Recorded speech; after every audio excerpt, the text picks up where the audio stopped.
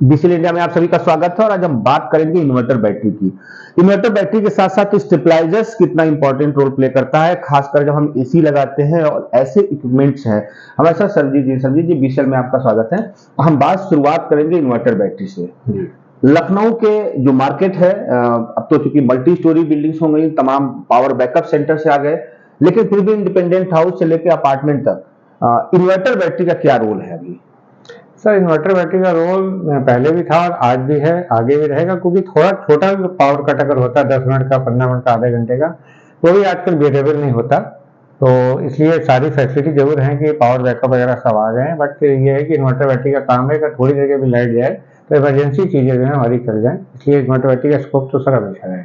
अच्छा, एक चीज देखा जाता है अपार्टमेंट से अगर हम बात करते हैं तो वहां हमारे पास डीजी सेट होता है। लाइट चली जाती है तो तुरंत कुछ सेकेंड्स में डीजी सेट स्टार्ट हो जाता है और हमें सप्लाई मिल जाती है। लेकिन अब हम बात करते हैं इंटरनेट सर्विस की। जो इंटरनेट की हमारे जो मॉडेम होते हैं, जैसे पावर कट होता है तो इंटरनेट डिस्कनेक्ट हो जाता है, फिर रीस्टार्ट होना, दोबारा लाइट आना, फिर बैटरी, मतलब एक बार अगर लाइट कट होती है, डीजी बैकअप का चेंज ओवर करता है, दोबारा हम लाइट पे आते हैं तो 4 बार बिजली सप्लाई बंद होती है। और 4 बार बिजली की सप्लाई बंद होने का मतलब है कि 10-10 मिनट तक लगभग वो सेवाएं हमारी इंटरनेट की बाधित होती हैं।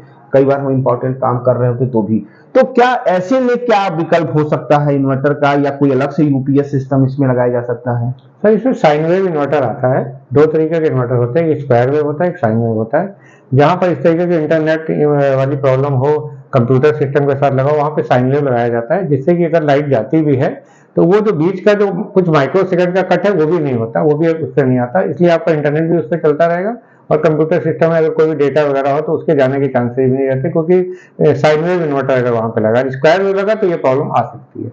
इसलिए जहाँ पे ऐसी चीजें हो तो वहाँ पे लोग साइन वेव लगवाए, ज्यादा बेटर है। एक तमाम मिथ कहेंगे या तमाम तरह की भ्रांतियां भी लोगों में आती हैं कि ये ब्रांडेड है तो शायद इसका अच्छा स्कोप होगा। बैटरी की बात अगर हम करते हैं, और जो थोड़ी सी लोकल बैटरी है, तो क्या इस पे, क्या ड्यूरेबिलिटी पे क्या असर पड़ता है? सर, क्वालिटी का फर्क तो है ही है। अगर हम एक लोकल बैटरी बना रहे हैं तो हम क्या क्वालिटी यूज करें, क्या क्वालिटी ऑफ मटेरियल यूज कर रहे हैं। कई लोग स्क्रैप यूज करके बना देते हैं बैटरी, तो लोकल पे तो सर रिलाई नहीं कर सकते हम लोग। आजकल बहुत सारी ब्रांड आ गए हैं, बैटरी की बहुत कंपनी बैटरी में काम कर रही हैं, और उनका जो एक स्टैंडर्ड है, उनका जो एक टेक्निकल उनके पास टीम है, टेक्निकल जो भी उनके पास फैसिलिटीज अवेलेबल है, उस हिसाब से वो बैटरी का प्रोडक्शन करते हैं।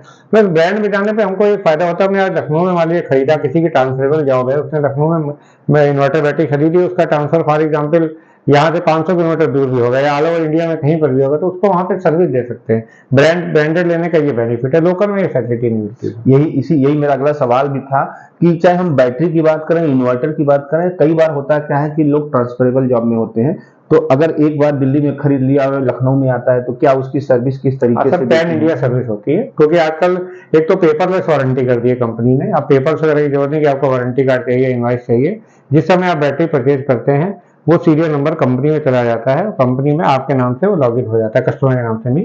तो वो कहीं पर भी ऑल ओवर इंडिया में जब भी वो सीरियल नंबर डाला जाएगा उस बैटरी का, तो उस कस्टमर का नाम, एड्रेस सब आ जाएगा और सर्विस उसको मिल जाएगी। अच्छा, एक चीज और होता है, जैसे हम एसी का इस्तेमाल करते हैं तो उसके साथ स्टेबलाइजर्स होते हैं।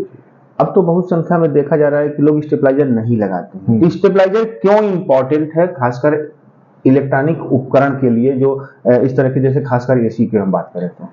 सर, स्टेबलाइजर जब से एसी चला है तब से स्टेबलाइजर जरूर लगता था साथ में। अभी कुछ टाइम से, कुछ सालों से कंपनी ने जो इन्वर्टर एसी लॉन्च किए हैं उसके साथ कंपनी, एसी की कंपनियां ही प्रचार कर रही हैं कि इसके साथ स्टेबलाइजर जरूर नहीं है।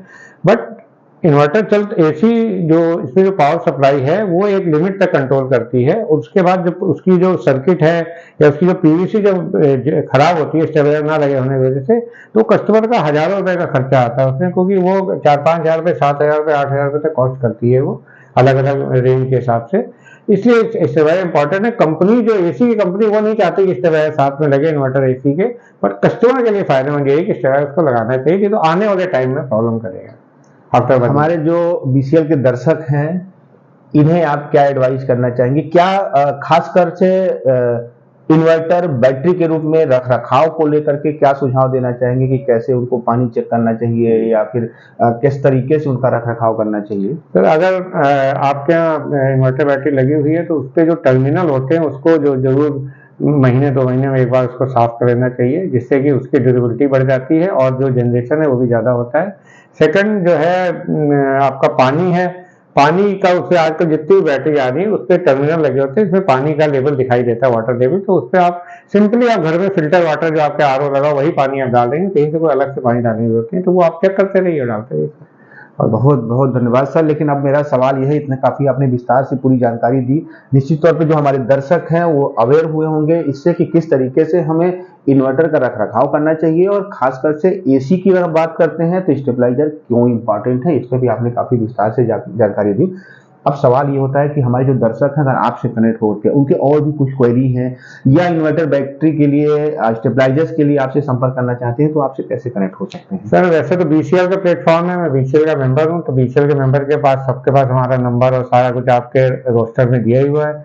उसके अलावा मेरा लाटू शोर पे ऑफिस है, शोरूम है सर, वेदराज कॉम्प्लेक्स में, एक पुराना आरटी ऑफिस के पास। आप जब भी आना चाहिए मोस्ट वेलकम सर। बीसीएल वालों का और जनरल कस्टमर का हमेशा स्वागत है सर।